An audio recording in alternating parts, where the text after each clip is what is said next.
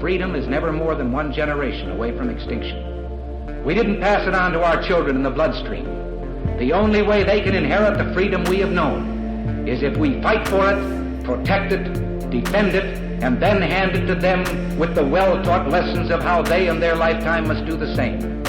And if you and I don't do this, then you and I may well spend our sunset years telling our children and our children's children what it once was like in America when men were free.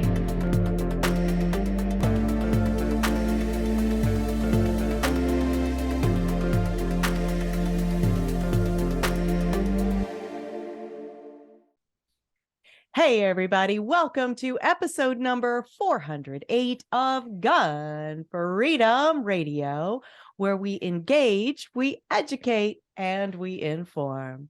We are brought to you by AZ Firearms Auctions.com, where you set the price on guns, ammo, and accessories. I am one of your hosts, Cheryl Todd. And I'm the other guy, Dan Todd. Our theme today is the Liberty Lobby. Liberty Lobby. That's like the Liberty commercial. That's great. Yeah. The Liberty Lobby. I like it. The Liberty Lobby. And our guest is Michael Infanzon. Michael is the Chief Lobbyist for the Arizona Citizens Defense League and Managing Partner at EPIC Policy Group, where he covers a multitude of policy areas focused on firearms rights and firearms-related businesses, veterans issues, motorcycle rights, and economic development for small businesses. Welcome to the show, Michael. Hi, folks. How are you? Very good. And whenever we interview very good friends, I think we get a little bit silly and have a little bit more fun. And, full disclosure, we are very good friends. We get to work together in your capacity as the Chief Lobbyist of the AZCDL, and I'm the Vice President of the AZCDL. And technically, you're one of my bosses. Oh, I don't feel that way because I'm constantly just leaning on you and learning on you, which really, truly is appropriate, right? You hire to fill in your areas of weakness, right? You bring Yes. people around you that know more than you do. And so that I actually just wrote a blog on leadership about that. Staff to your weakness. Oh, fantastic. Let's talk about your blog real quick. Where can people find that? Infanzon.blogspot. Or blogger, whatever it is, .com. I think I named it almost 20 years ago, Sojourner's Postulation. We just travel through this life, and it's just my random thoughts on things as we go through.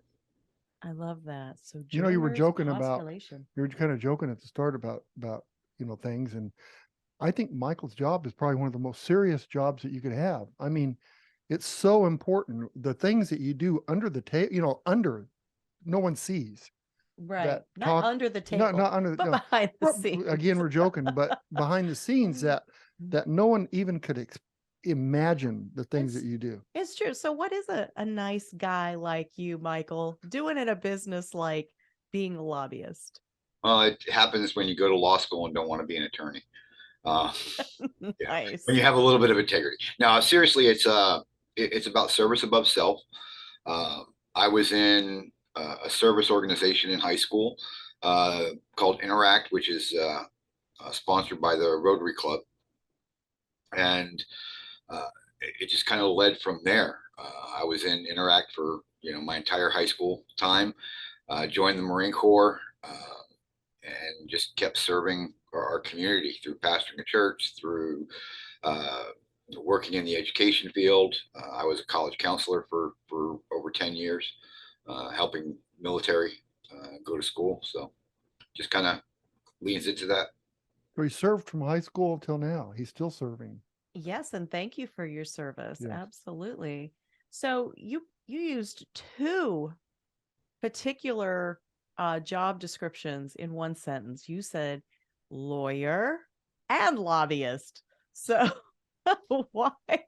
why let's just talk about the lobbying part. Why do lobbyists get such a bad reputation when I know that the work you do with the AZCDL is very freedom oriented, which serves everybody, even people that don't want their freedom? Apparently the the anti-gun lobby. You're fighting even for their rights. So how do we end up with such a bad name for lobbyists? Because most people don't understand what lobbyists actually do. I'm just an advocate. Um, some lobbyists are nothing but hired guns, to use the pun. And there are others like myself who actually refuse clients if it goes against our core beliefs and our integrity. I've dropped clients because they don't listen. They want to go do their own thing. I've refused client after client after client. Plus you have convicted lobbyists like Jack Abramoff, who scammed his clients out of millions with the Indian casino deals in the early 2000s. And politicians too. They say, well, we're not controlled by lobbyists. Well, it's with all the clients that we have here at Epic, we represent a little over 500,000 Arizonans through different organizations that we represent. So, it's easier for a politician or regulatory board to talk to one person instead of 500,000. Well, it's so true. And I think it is like anything. Like right now, there's this weird pushback. I think it's weird against police officers, like trying to vilify all police officers, when I personally believe it's a very noble profession. And then there are some people that go into it who have less than noble ideas that they enact. It has to be the same with every single job title, I would say. And so I think lobbyist goes right in with that. What do you think? I agree. There's I lean on conservative, constitutional, freedom orientated policies or policy areas personally. I have staff members who do the same as well, but we've worked with the ACLU on things that there's a lobbyist here that's a very progressive lobbyist. I love working with her. She's smart, she's articulate, and there are some things that we can agree on and we can work together on. But there are others that are far right that, yeah, our ideals may. Oh, you froze. May line up, but and to make a dollar. We need to remember in the political world that we have a duty to our constituents as a politician and as a lobbyist too, to serve them efficiently and with integrity. And that's lost in a lot of areas. It's so true. And, something that you and I don't know that we necessarily talk about it in terms of, the importance of being a statesman and statesmanship and, making the mission and not it being about ego or about party affiliation or that sort of thing. Because the Second Amendment is for everyone. It's a non-political issue that has become political. But I think that you excel at keeping all of that muck out of the work that you do.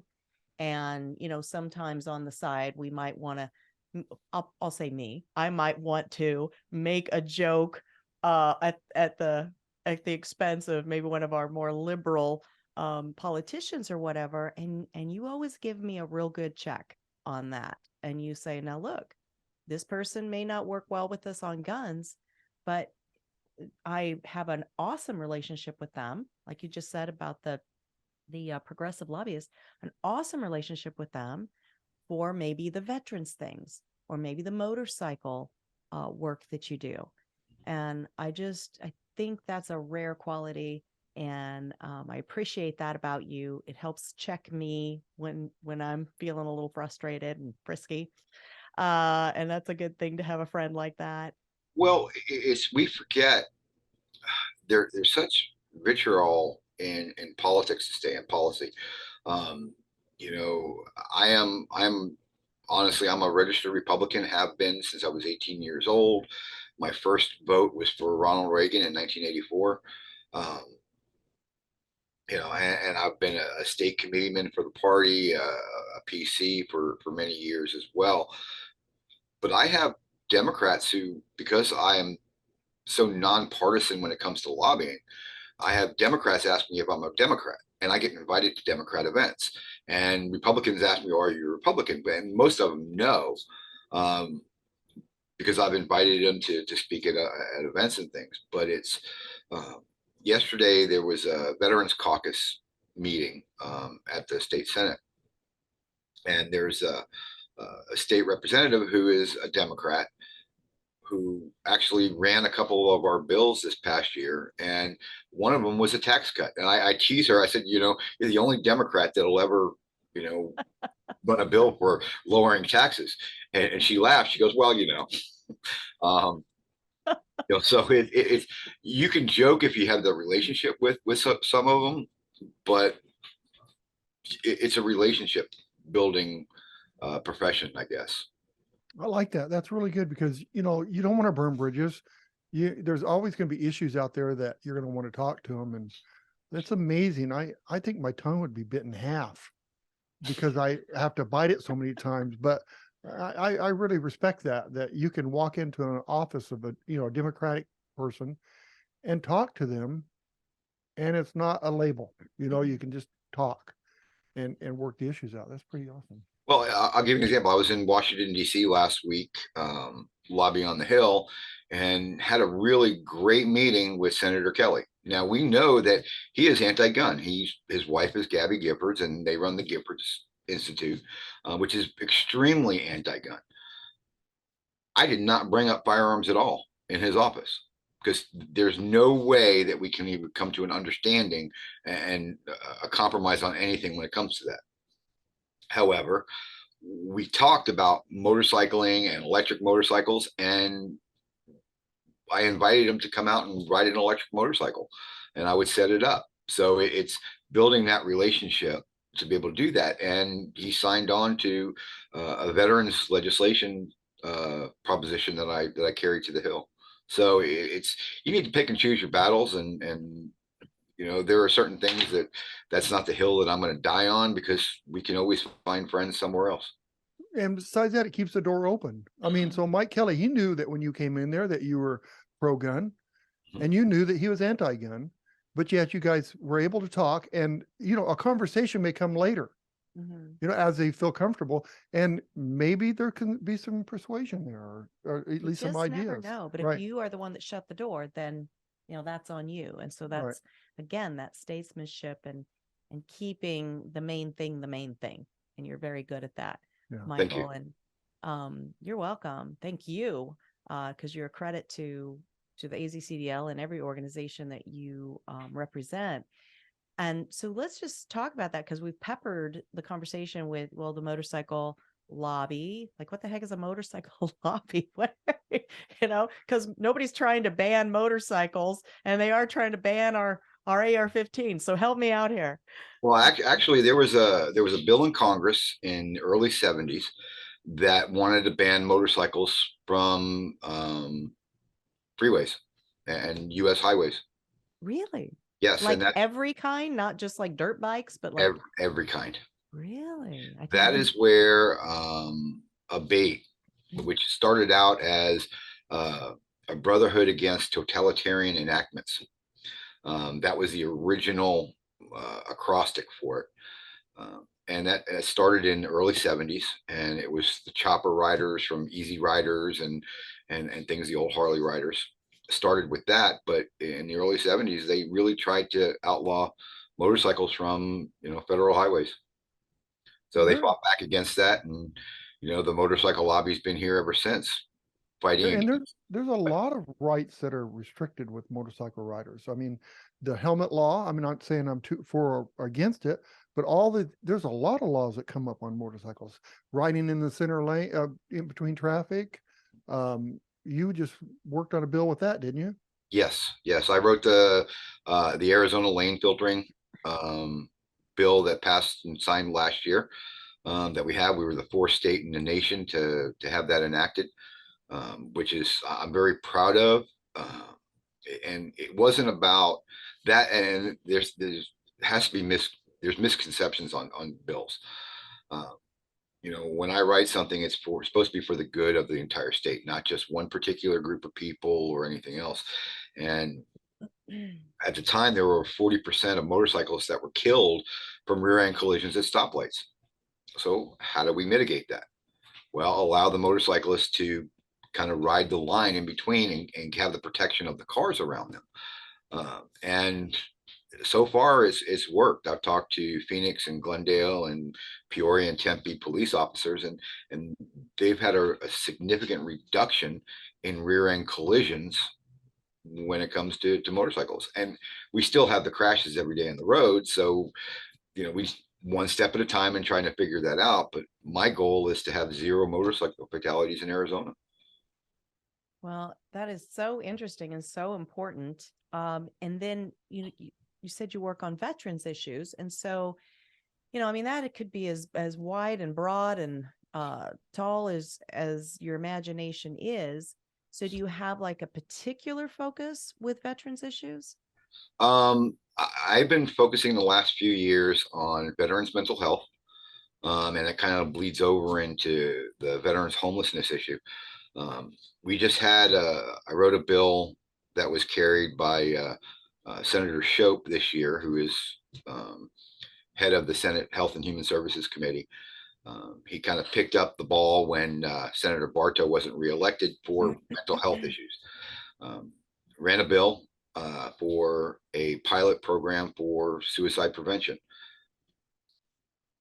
It wasn't supposed to be in the budget, but he put it as one of his pet projects to put in the budget, and it was passed this past week. So $600,000 to the Department of Veteran Services to train a little bit more the Department of Veteran Services employees and train civilians to notice the indicators for veteran suicide ideations, which has some bleed over to first responders as well, because the indicators for suicide for civilians and for veterans and a lot of first responders are different.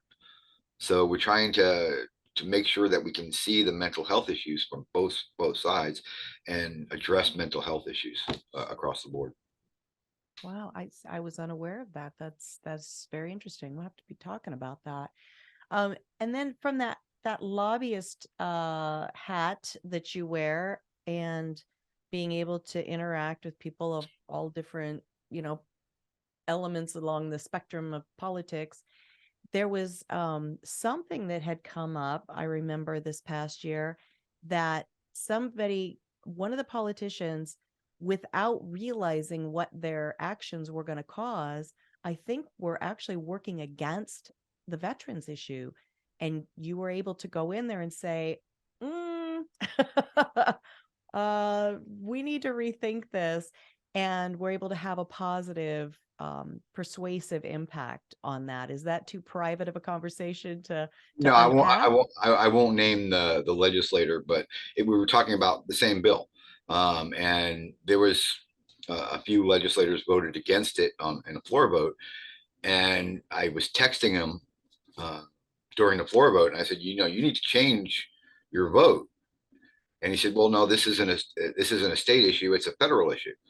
And I'm like, no, it's not.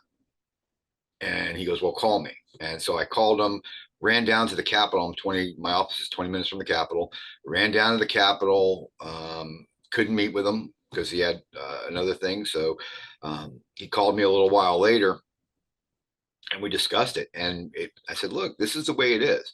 This is my bill. This is why I wrote it. And this is the background. And made sure, I said, look, I sent you a policy brief, you know, which I do for any bills that I run. Right. I always write up a policy brief so the legislators can have a pros and cons on it. I never, and this is where I differ from a lot of lobbyists, I never say, well, you need to vote for this, because if you don't, I'm not going to donate to your campaign or something like that. Right. I don't ever do that.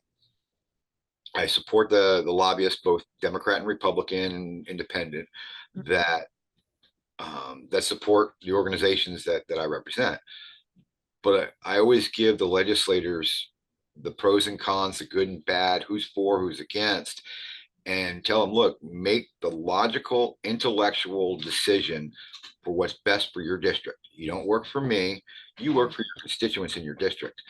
They're the ones you have to answer to. And if you can be competent in that, then I can't hold it against you. So they should have two different categories. They should have lobbyists. Those are the ones that go in under and, pay and make favors, and then advisors, because really it sounds like that's what you are. People come into office, they have no clue about all the things. They can't know everything. And so you come in there and you explain, you don't threaten, you just, hey, this is my opinion. And then they can make their own judgment from that. So, I know that a lot of people think lobbyists are bribers, or the NRA powerful lobbyists, and all that, and it does give it a bad name. But really, you're just advising a senator or a representative of the advantage or disadvantages of a bill.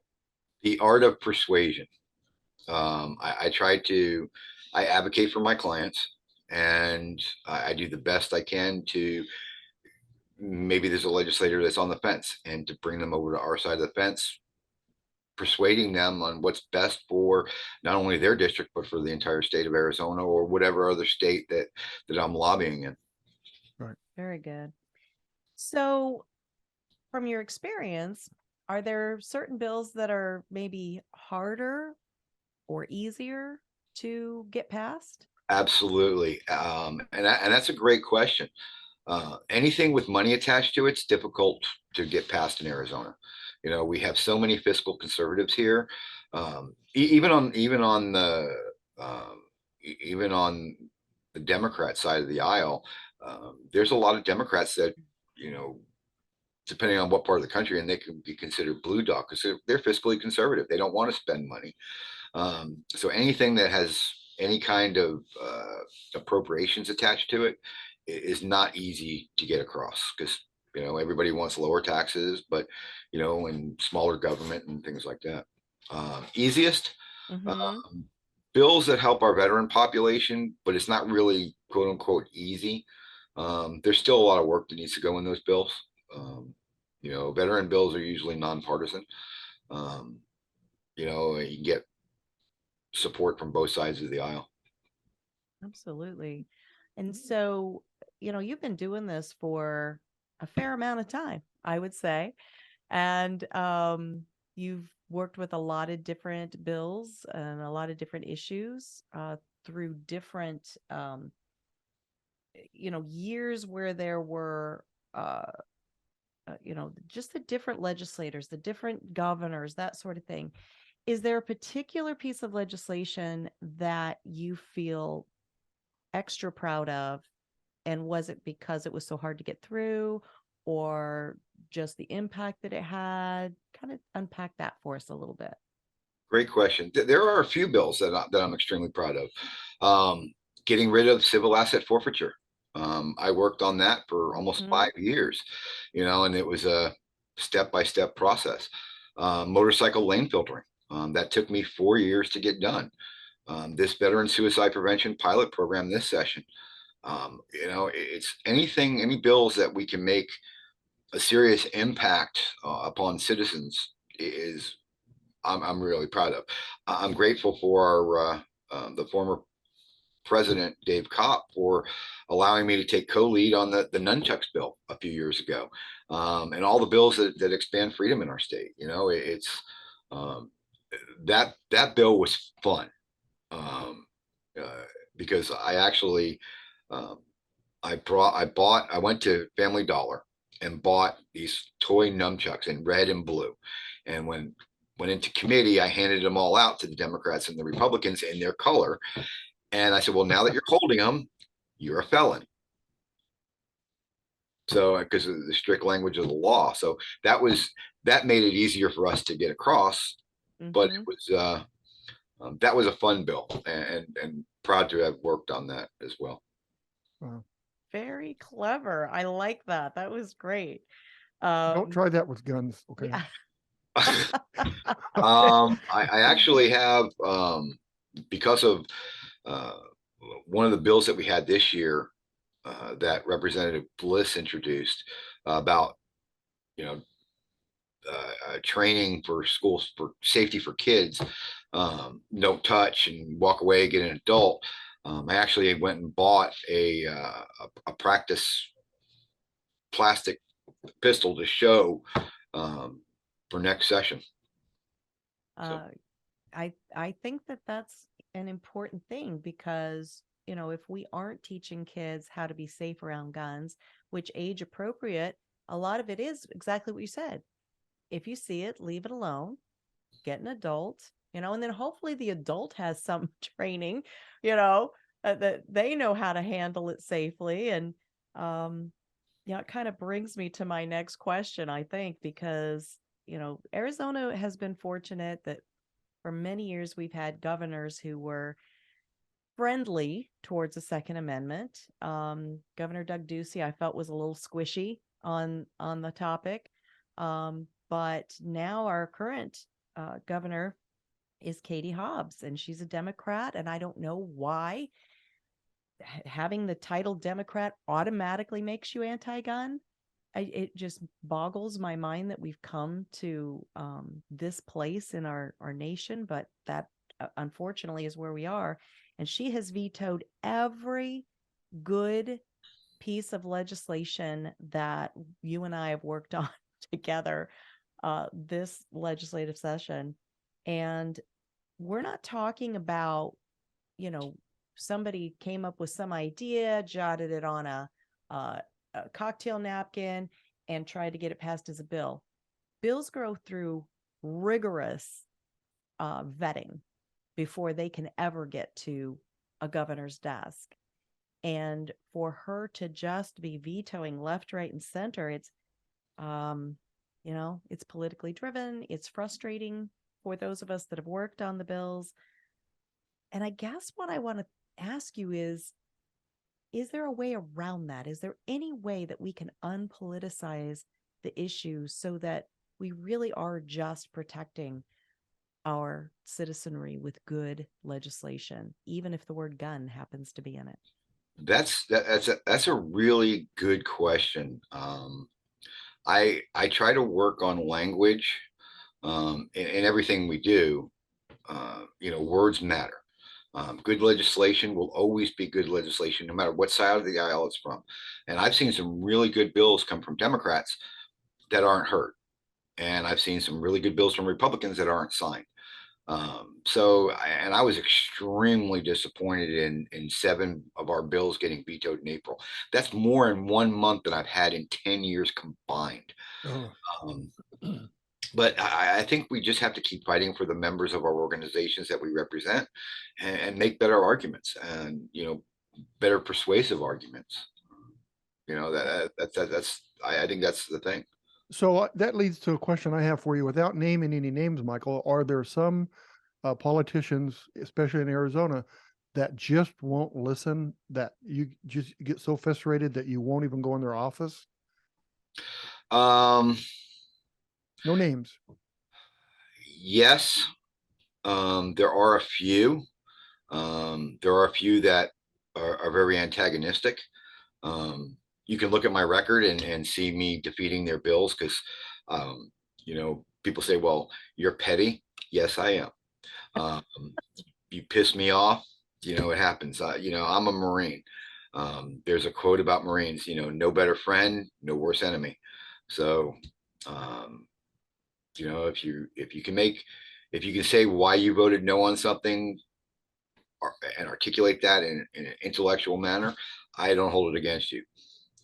If you vote no on something just because, yeah, we're going to have issues. And I've killed some bills or gotten some bills killed, decent bills from different legislators that pissed me off. Yeah, I definitely hear you there. I just don't quite understand why, you know, you put yourself in office to serve the people. And if the people want something, the thing is they're listening to people that are not educated. They don't understand what they're screaming and protesting about. They listen to those very few, and now the whole rest of the state has to suffer, or the country has to suffer because of a few. and it's got to be frustrating. It would just be something. I don't know if it's the advisors that work with these politicians that are blocking insight. Because I'll give you an example, like McCain. McCain used to be pro-gun. As far as I remember, when I was a kid, I mean, my dad was into gun rights, and he'd talk to him, and they got along good, and they passed a lot of bills. McCain changed, and I honestly feel that it must be his advisors that kept influencing him to make these changes. Actually, you make a good point, Danny. Senator McCain didn't change. He stayed where he was at, still on the right of that, but that political spectrum moved. So instead of being middle right, he became just off center right. Mm-hmm. So, and we have to remember that those loudest critics are at both ends of the spectrum. They're 5 to 10%, and they're the loudest. That 80 to 90% in the middle that can compromise, we usually keep our mouth shut. That is true. I mean, we have, when I was in DC, you had people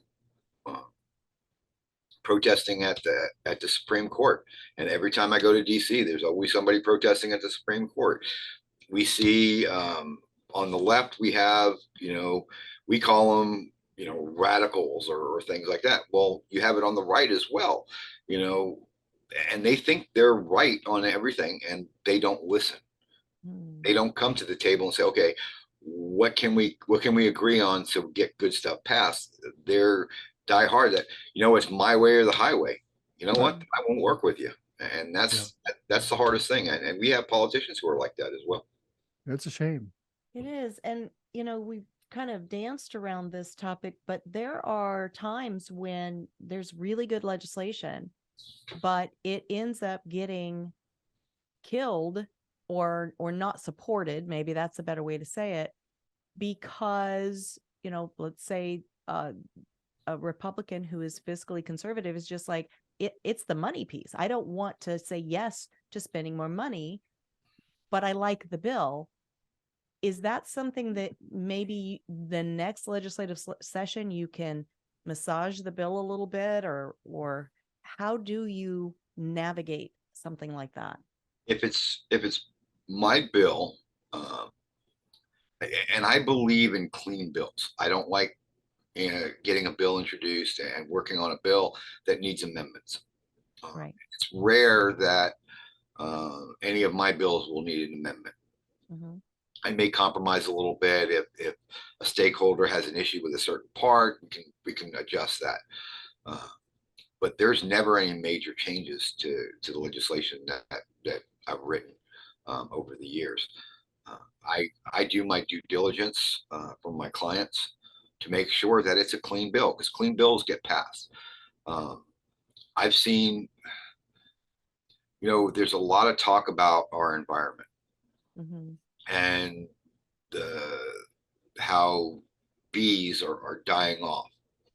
There was a bill a few years ago by an extremely progressive Democrat to a lot of the pesticides that are used in our state is 3 different chemicals.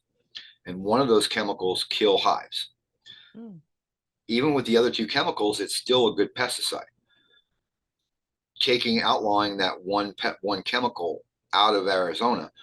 And because he was so progressive and so antagonistic towards Republicans, they wouldn't even hear the bill.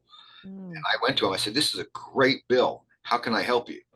He says, well, if they're not going to listen to it, I don't care. Wow. That's frustrating. It's extremely frustrating because, I told him, I said, look, I'll do this pro bono. Wow. And I do a lot. My veterans issues, veterans policies, and a lot of the motorcycles, I'm compensated very smallly for, more minimally for motorcycle issues. I do all my veteran policy stuff pro bono. So wow. It's that's fantastic. I do what I can, but we need good legislation in Arizona, and that's where my goal is at. Well, I don't know how you do everything, a lot of stuff pro bono, because everywhere I go, I see you, Michael. And I'm thinking, why is he here? You know, I mean, I'm glad to see it.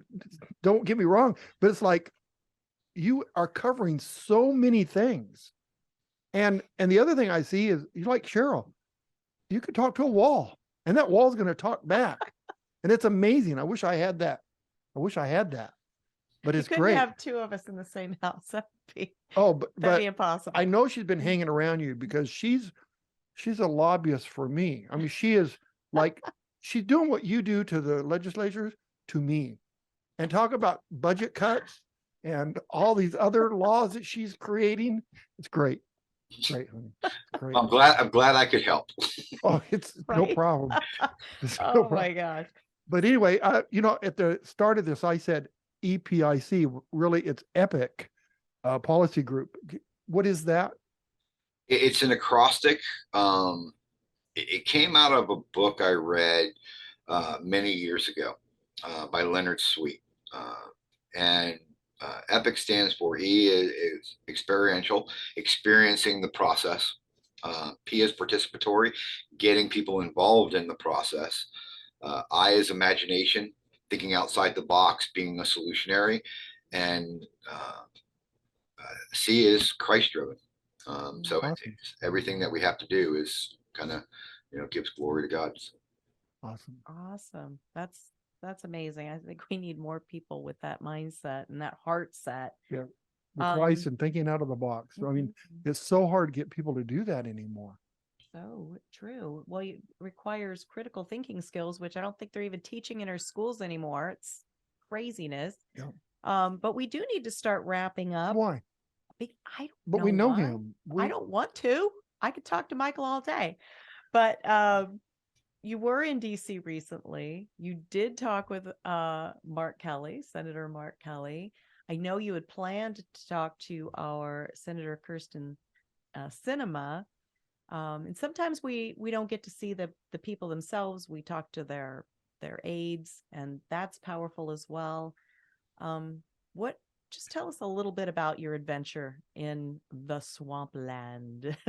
This is just to let people know that you can get more done by talking to those 22 to 24-year-old staffers than you can by talking to the actual congressmen or senators themselves, because they refer back to the staffers for policy briefs and things like that. So my trip was super productive. I met with 27 different meetings from 8 different states. I was able to carry a bill idea that helps our veterans tremendously that I wasn't even aware of until recently. We discussed the Faster Lives program, Faster Saves Lives program in all those offices, multiple motorcycle transportation infrastructure policy issues. It was really good, and I say that I met with the 27 different offices. Well, I met with their staffers, and there were a few legislators that I met with. I had a half an hour meeting with Congresswoman Lesko, another half an hour meeting with Congressman Gosar, running into, people on the street in DC that I never thought I would do. I ran into Sheriff Mark Lamb walking down the street with him and his wife. So it's like, wow, can't go anywhere without knowing somebody. That's awesome. It's so true. And that is the power of showing up. With the DC project, we do our annual fly-ins to DC and, meet with legislators, staffers, whoever we can get appointments with. And, we've every once in a while, somebody will give us some criticism. It's like, well, what do you think you're really going to accomplish there? And it's like, you have no idea until you show up. You can step into an elevator and have a 2-minute conversation with somebody that ends up having reverberating impacts later down the road. That actually happened. There was a congressman from Nevada, and I was lobbying for motorcycle anti-profiling a few years ago. And he got in the elevator and goes, well, why are you here? Serious elevator pitch, 2 stories, elevator pitch. He signed on to the bill the next day. Whoa. So, you have to be prepared. Diana Mueller and the ladies from DC Project were absolutely fantastic in DC. We got a congressional office in Florida I think they're going to propose or drop a resolution for school safety and recognizing the Faster Saves Life program as being good, which is great because Florida has the Guardian program. And this is going to show that Faster Saves Lives is better than the Guardian program and less expensive. Yes. So, and encouraging, all states to implement it. So, and the Guardian program works too, right? And so yes. Now we've got something that's better. That's awesome. Yes. Yeah, and the ladies from the DC Project were absolutely fantastic. So. Well, that was fun for me. I'm at home texting between the different parties, like helping you guys coordinate to find each other. Made me feel a little less FOMO that I wasn't there. But there was a lot of FOMO on my part. Yeah. Yeah. Well, I met Jim Irvine too, from the Faster Safe Life program, and great guy. He is. And I mean, so many of my favorite people were all together doing work that is invaluable to saving the lives of our children, to saving our rights for the next generation. And I just appreciate all of you. So as we are wrapping up, Michael, you do so many things. You wear so many hats. How can people reach out to you, follow the work you do? Again, mention your blog, because you really put some very thoughtful things on that blog as well. Epic Policy Group, all one word, on Facebook and Instagram. At Infanzon, spelling out my last name, on Twitter. I also have the blog, infanzon.blogger.com. I have a weekly newsletter that I try to put out updating some legislative policy issues here in Arizona called the Copper Dome Update. Just go to the epicpolicygroup.com website and send an email to sign up. It's free.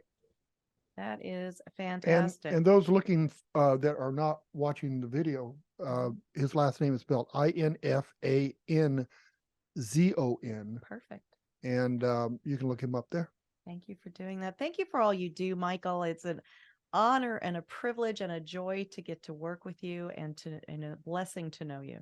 Thanks for having me on. I appreciate it. Next time I see you, I'm going to give you some hints on how to talk to Influence Cheryl. Help me out a little bit, okay? Sign a contract and I'll be your lobbyist. I'm glad to help. I'm glad to help.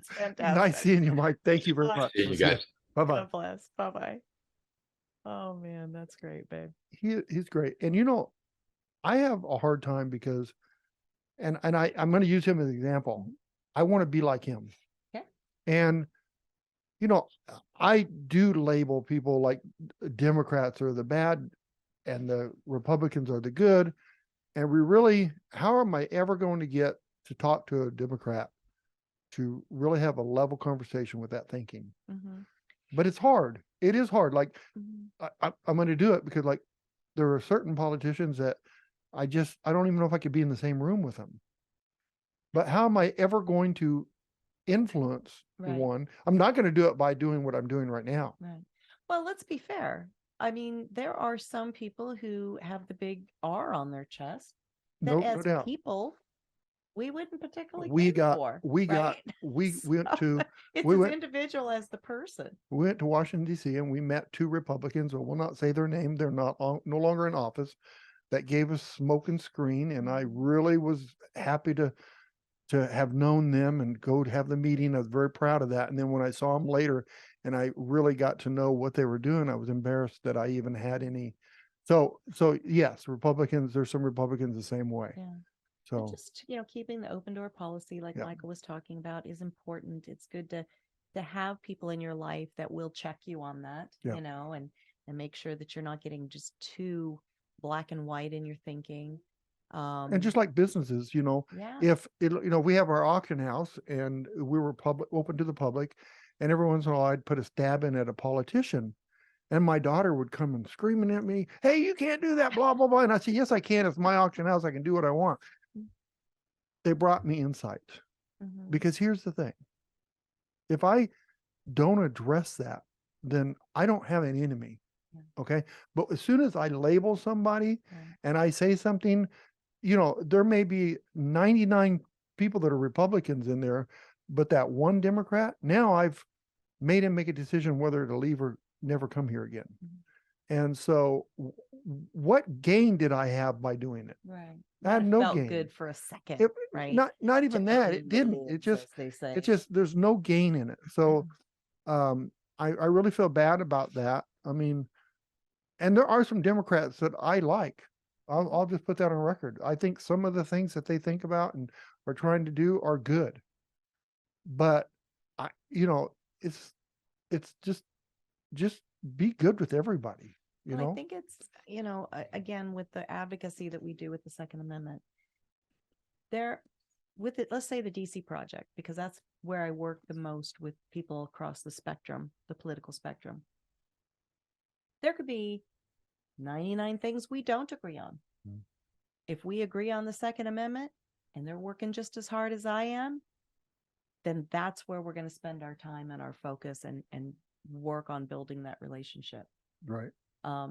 If I focus on the 99, now I've lost this huge opportunity, because especially if you have people who are registered as Democrats who are for the Second Amendment, when they go and speak to their legislators, they have a much louder voice than I will ever have, right? Because they can go to their legislator and say, look, I voted for you. I am in your district. I am your constituent.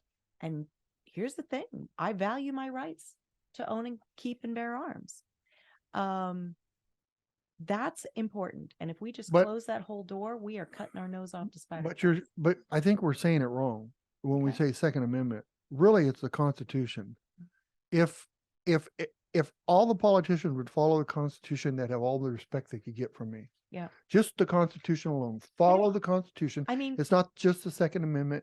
If they follow all the Constitution, and that is the thing. It's almost like we need to have, I don't know, you have constitutionalist and a non-constitutionalist. exactly. If we So had those mix two, it it'd be up. so much easier to divide and say, oh, you're not a constitutionalist, and get out of the country. I mean, this country is based on the Constitution, right? You're firing them all the way. You're firing them Well, out of our seriously, nation. I mean, the first thing we should say when we meet a politician, whether Republican or Democrat, do you follow the Constitution? Yeah. I mean, that How many should are be going to the dividing stutter? line. How many are going to stutter and say some of it? But, well, and so that's where we really should. I'm not a Republican, I'm a Democrat. I'm a constitutionalist. I believe in the Constitution. If you follow the Constitution, then I'll respect you and encourage you all the way. But if you're not, then I have no business with you, right? I mean, every single elected official takes an oath to protect and preserve the Constitution. So they should all be constitutionalists, but they're you're not. right. I think that's the dividing line. And we should focus on that more, and that hire with our vote people who we have vetted on that platform. So anybody that votes against the Second Amendment is not a constitutionalist, even if they piece it out. Yeah. If they make exceptions, there is no exceptions to the Right. Constitution. The butts out there. Right. And so I'm a gun owner. So anyway, we could go but- on forever, but you know what? So today, after learning what I've learned and said what I said, I'm praying for all the politicians. Nice. Even Okay. the ones you don't like. No, I'm not. I'm praying for all of them. That's great. All right. Well, thank you so much to our awesome guest, Michael Infanzon. Thank you to all of our listeners, wherever there is internet service on this globe.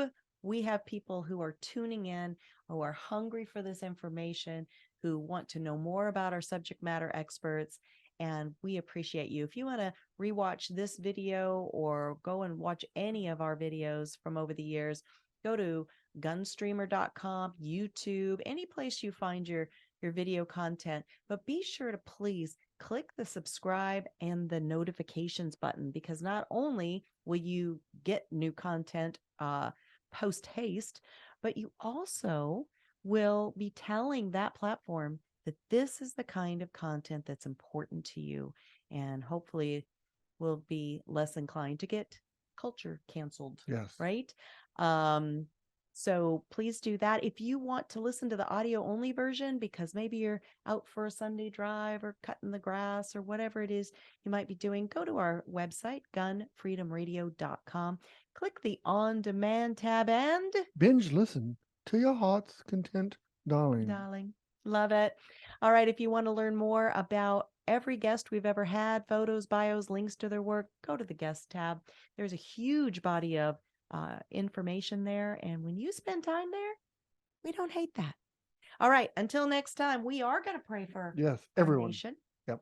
Pray for our elected officials and our leaders, even the ones we don't like, maybe especially the ones we don't like. And what else? Well, we should probably pray for the teachers too. I agree. That they get the wisdom to save our country. All right. Be good to each other. Have a great week. And God bless. Bye-bye.